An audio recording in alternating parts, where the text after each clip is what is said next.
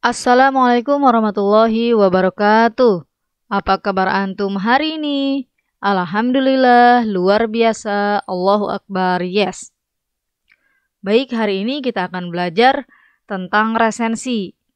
Kita akan lanjutkan pembelajaran pekan kemarin. Mengapa kita harus belajar resensi? Karena dengan kita belajar resensi, maka kita akan bisa meresensi buku yang memang bisa dijadikan ladang dakwah. Mengapa? Dengan kita meresensi buku, kemudian menerbitkan resensi kita ke media, maka akan banyak pembaca yang tidak sesat ketika ingin membaca buku. Ketika pembaca bingung, mau baca buku apa ya hari ini? Nah, ketika sudah membaca resensi antum, wah kayaknya ini buku bagus nih. Nah, di situ kesempatan antum untuk meresensi buku yang memang isinya itu bisa menginspirasi pembaca. Nah, ini kesempatan emas buat antum, buat kita sebagai pengemban dakwah, sebagai generasi emas.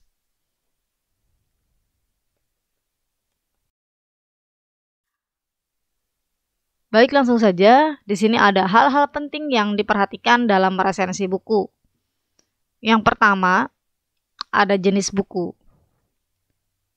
Pemilihan jenis buku itu sangat penting. Mengapa? Jenis buku yang bagus di resensi akan menghadirkan resensi yang bagus pula. Pemilihan jenis buku ini dapat ditentukan dari penulis, penerbit, dan tema yang disajikan dalam buku tersebut memiliki dampak terhadap masyarakat. Yang kedua, pemilihan tahun terbit buku. Resensi yang dapat menembus media itu biasanya resensi yang mengulas buku yang terbit tidak lebih dari 6 bulan atau buku baru.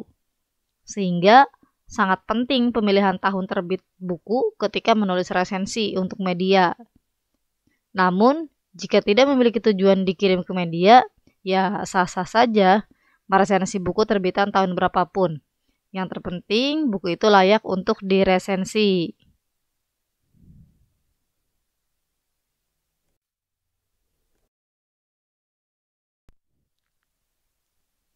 Hal-hal yang perlu diperhatikan dalam meresensi buku.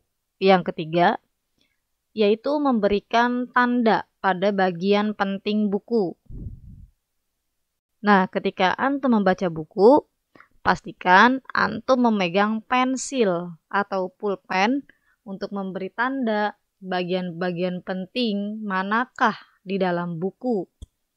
Nah, bagian penting tersebut dapat berupa dialog maupun narasi yang perlu dikomentari atau quotes atau kata-kata yang memang menurut antum itu bagus untuk diresensi. Nah, bagian-bagian penting ini nantinya antum bisa masukkan ke dalam resensi dan diberi komentar. Misalnya, aku suka banget dengan perkataan si Esok dalam buku Hujan pada halaman 256. Kemudian kutipan kata-katanya antum cantumkan di situ. Kemudian yang keempat, panjang tulisan resensi. Ini pun termasuk hal-hal yang penting yang memang harus antum perhatikan dalam resensi buku. Sebenarnya tidak ada patokan panjang dan pendeknya sebuah resensi. Namun, jika resensi itu dikirim ke media massa, biasanya minimal berjumlah 3.000 sampai 7.500 karakter. Kemudian yang kelima, scan cover atau mencari cover atau jilid buku. Jilid buku merupakan identitas yang harus dilampirkan pada tulisan resensi antum nanti. Sehingga nanti antum bisa men-scan ataupun mencari cover buku tersebut di internet.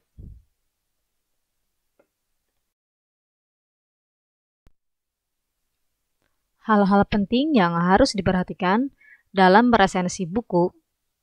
Yang keenam, yaitu unsur-unsur pembangun resensi. Seperti karya yang lain, resensi juga memiliki unsur-unsur pembangun. Unsur-unsur tersebut terdiri dari judul resensi, judul buku. Nah, judul resensi dan judul buku itu berbeda. Penulis atau pengarang, penerbit, tahun terbit atau cetakan, tebal atau jumlah halaman, harga, dan isi resensi yang berupa pendahuluan, pembahasan, dan penutup. Kemudian yang ketujuh, perlihatkan kekurangan dan kelebihan buku. Nah, itu bisa jadi sebagai bahan pertimbangan untuk pembaca. Resensi harus mampu menilai isi buku baik dari kelebihan dan kekurangannya. Baik, itu saja hal-hal yang dapat diperhatikan dalam resensi buku. Baik, di sini ada contoh resensi buku. Judul resensinya, Ukhuwah Hangat Selimut Penuh Berkah. Penulis resensinya, Alfi Majidah, kakak kelas kalian. Judul bukunya, Dalam Dekapan Ukhuwah, penulis Salim Afilah, tahun terbitnya 2010, penerbitnya Proyumedia, Yogyakarta. Jumlah halaman bukunya 472 dan ISBN 979 1973 66 4. Nah, ISBN ini bisa dilihat di bagian belakang cover buku. Kemudian di dalam identitas buku pun dicantumkan cover nanti di bawah ISBN tersebut. Dan nanti di bawah covernya itu kalian tuliskan dengan font yang kecil cover buku Dalam Dekapan Ukhuwah.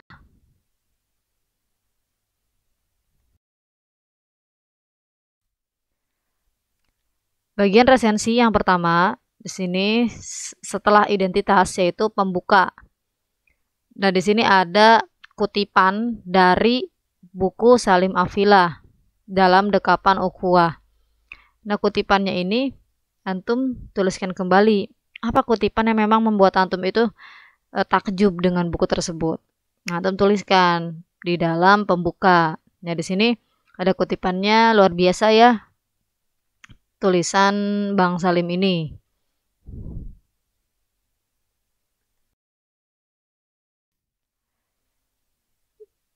Kemudian yang kedua ada pembahasan.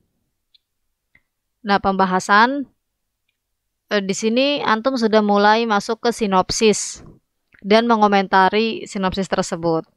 Misalnya di sini ada berbicara tentang perbedaan, pasti tak akan ada habisnya. Anak kembar pun masih memiliki perbedaan, apalagi sejumlah umat Islam yang seperti buih di lautan. Akan tetapi, perbedaan seharusnya menjadi penguat ukhuwah, layaknya kaki dan tangan yang memiliki bentuk dan peran yang berbeda, namun saling mengokohkan tubuh. Bahkan manusia paling mulia, Rasulullah SAW, menegaskan bahwa umat Islam diibaratkan satu tubuh. Ukhuwah memang tak akan lepas dari hati yang saling mencinta. Ukhuwah adalah nilai yang tak terbantah. Ukhuwah hanya ada pada diri pejuang sejati. Ukhuwah hanya dimiliki oleh seseorang yang menganggap saudaranya lebih penting dibandingkan ego dalam diri. Wah, luar biasa ya. Masih di dalam pembuka, di sini masih sinopsis ya, mengomentari sinopsis. Salim Afilah, penulis motivasi nafsiyah. Nah, ini kepengarangan ya. Salim Afilah, penulis motivasi nafsiyah dengan gaya bahasa puitis yang membuat pembaca terhipnotis dengan untayan setiap kata romantis. Dengan kepiawaiannya memadukan kisah sejarah para sahabat dengan peristiwa yang terjadi di masa kini, membuat pembaca berdecak kagum. Buku berjudul Dalam Dekapan Ukhuwah setebal 472 halaman menguak secara tuntas mengenai penyakit-penyakit di masyarakat yang didiagnosis dapat merusak ukhuwah. Memulai dari iman, maka akan menuju puncak segala hubungan, yaitu takwa. Takwa adalah kemuliaan yang dapat menyelamatkan. Buku ini mengajarkan kita untuk, nah itu juga bagian dari buku ini atau sinopsis. Untuk menjalin hubungan saudara, selalu berusaha berbaik sangka, saling berbagi dan menyemangati, memiliki kepekaan layaknya putri malu, dan senantiasa menepati janji pada muslim lain.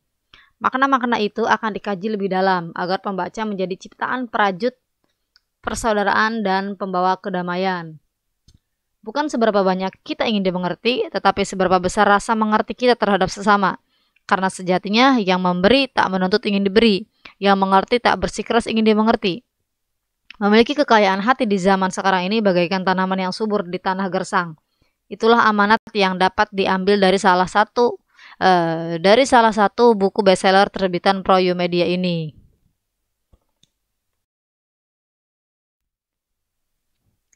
Nah, ini masih isi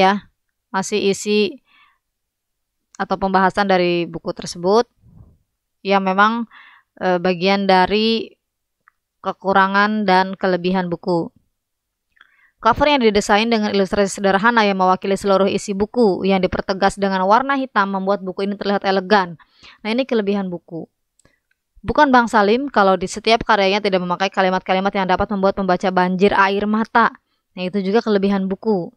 Hanya saja, nah ini mulai membahas kekurangan buku atau kelemahan buku. Terdapat sedikit kekeliruan dalam penulisan ejaan, misalnya kata sekedar yang seharusnya sekadar.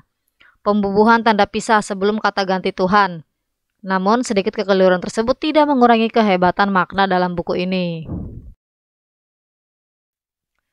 Kemudian yang terakhir ada penutup. Nah, penutup ini biasanya berupa rekomendasi. Direkomendasikan atau disarankan atau tidak untuk membaca buku tersebut. Atau disarankan untuk siapa? Untuk remaja kah? Untuk mahasiswa? Untuk anak-anak? Atau untuk siapa? Nah, di sini contohnya bisa kalian baca. Kepada sahabat sekalian, saya sampaikan hati-hati membaca buku ini. Karena dosis motivasinya tinggi. Sehingga sahabat bisa jadi akan mengalami overdosis motivasi. Sediakan tisu sebelum membaca buku ini. Recommended buat kalian yang merindukan ukhuwah Islamiyah sehangat para sahabat terdahulu. Selamat buat Bang Salim, selamat juga buat para pembaca. Semoga selalu diberkahi Allah. Baik, itu saja yang dapat Ibu sampaikan. Semoga bermanfaat. Setelah ini kalian silakan langsung membuat resensi buku yang sudah kalian baca pada pekan kemarin. Nanti resensi buku ini akan dikumpulkan paling lambat itu hari Sabtu pekan ini. Pukul 12.00 waktu Indonesia bagian Barat. Oke, terima kasih banyak.